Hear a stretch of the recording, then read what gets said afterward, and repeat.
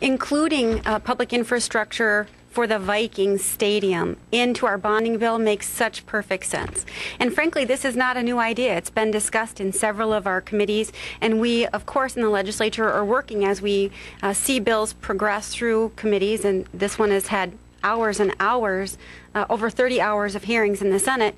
We're looking at all these different proposals, and I commend Representative Dean and the House for bringing forward yet another good legislative proposal.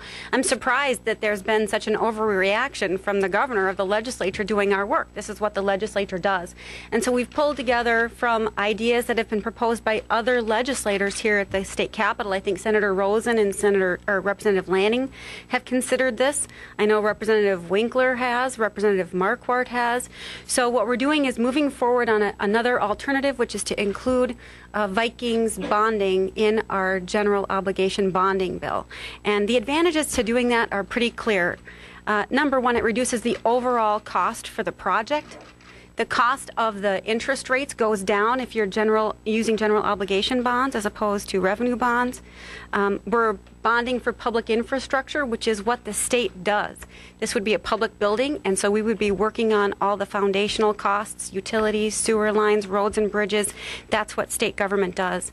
And the added benefit is that we have taken out all gambling expansion, no increased revenues. I think that's a huge advantage. I think that that's going to bring a lot of support among our caucus members. It's a pretty straightforward way to do it. So I think this is leadership. I commend Representative Dean for bringing this forward.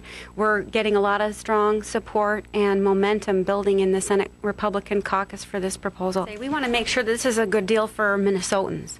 And that's why we're maybe taking a different approach, a different look at what's being proposed. As opposed to negotiating with them, let's start with what we're willing to do for them on part of Minnesotans.